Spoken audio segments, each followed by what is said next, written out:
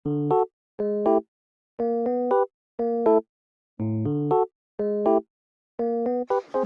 जय Jagannath, good morning सांग मैंने। एबे समय हूँ 11टा अधे।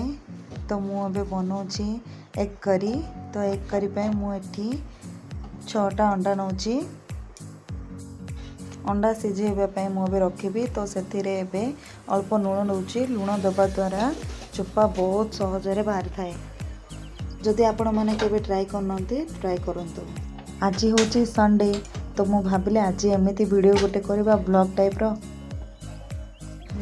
पियाज कंचामर्च को मु आज चॉपर रे काटिबी बोली भाबिची। तो से चॉपर केते दिन जाए रही जाइतिला।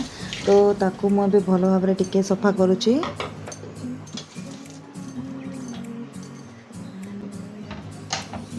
करी पे मु 3टी पियाज नहीं मीडियम साइज रो। ताकू भी भल से चोपा छड़े तार से पछपटे आ आग पटे से नाड़ जाक काटी दूची। पियाज सीना काटुची चोपा छड़ाऊँगी मात्र मु से टाइम रे गोटे भजन गीत गाउली। आपण मैंने गेस करंतु। स्लो अच्छी तो म्यूजिक शुणु।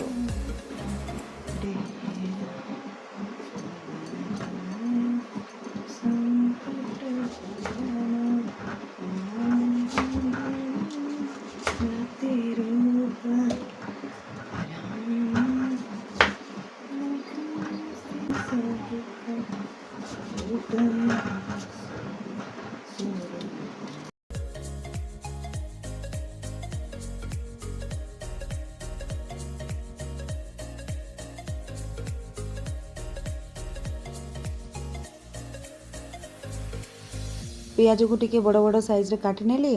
कंचा मर्चर डेम्फो काटिदेली। तो अबे मु चॉपर रे दौची से कंचा मर्च और पियाज को टिके दरदरा टाइप रो टिके ताको काटिदेले बहुत भल लागिबो। केबे भी जदि चॉपर को बहुत टाइम पर्यंत रखिबार भल रखिबार जदि अच्छी माने से चॉपर रे जो रस्सीटा को बहुत ऊपर को टाणीबेनी तार पार्लाल ही ताको टाणीबे।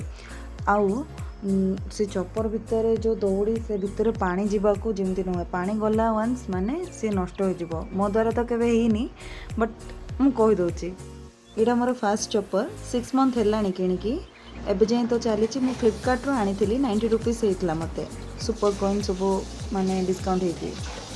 पियाज कंचा मर्च काटिबा मध्य से अंडा सीझी गलानी। तो मु अंडार पानी को फास्ट ड्रेन आउट करी मु ठंडा पानी टाइम पकईकी मु अंडा चुपा छड़ेदेली। ए घरे किचन रूम बहुत छोट आ जो काउंटर टॉप ना सेटा तो बहुत छोट। किसी भी कटिंग करियाडा माने तले बस कटिंग करियो नले ऊपर माने स्टोव गैस स्टोव को टिके पछु नबार अच्छी सब कंजेस्टेड पूरा। आज भाविली आज ट्राई करवा देखा केमती होची कौन बोली। मु आज फर्स्ट टाइम एमती वीडियो करुँची नले मु सब शॉर्ट वीडियो करने ही प्रिफर करे।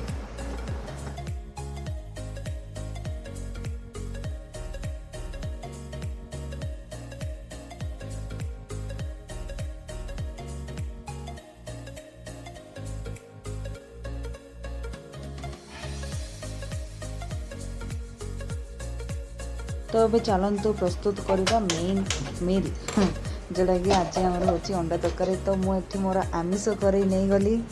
तो ये मुझे रिफाइन तेल पकेबी। यहाँ पाखापाखि 3 चामच रिफाइन तेल पड़ी।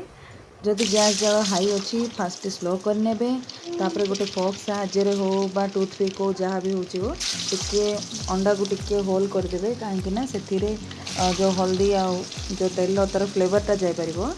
आउ गोटे कथा जदि अंडा को आम तेल रे भाजुचे ना जो अंडार जो आमिष स्मेल से पलि जाए।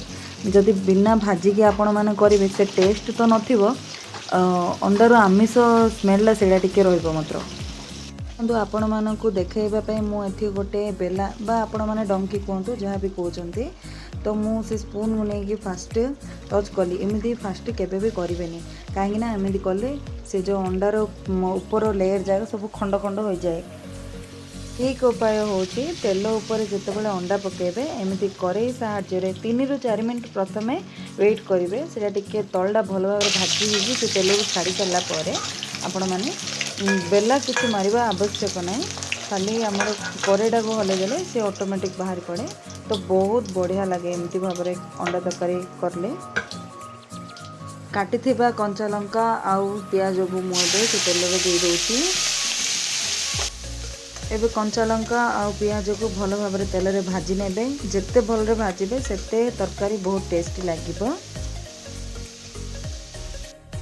देखंतु भाजी हो गलानी एबे तो मो एबे अदा रसुन पेस्ट टिके एतिरे पकेबी। मसला रे मु प्रथम एठी नेउची राग गुंड। जेहेतु मु कंचा मरच आगुडू काटी सारी तो मु अल्प ही राग गुंड एठी नेची। तापरे एठी नेउची हल्दी गुंड, धनिया गुंड बा आपण माने चाहिले डायरेक्ट गरम मसला भी पके पारिबे। जीरा गुंड। मसला गुड़ाक कड़ाई न लागू से मु एठी टिके पानी देगी भल भाव कषि नौची।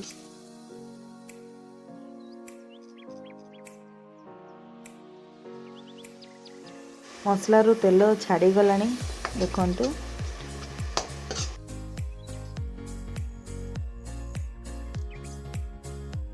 भाजी अंडा को एबे से मसला सहित मुझे भल भाव मिक्स कर नौची। तरकारी पाई मुझे गरम पानी यूज करिछि। पियाज कषिबा टाइम रे भी मु लुण दे नथिले, वर्तमान लुण दउछि पूरा स्वाद अनुसार। आपण माने एथिरे चाहिले धनिया पत्र पके परिबे, मो पाखरे तो भी नाही।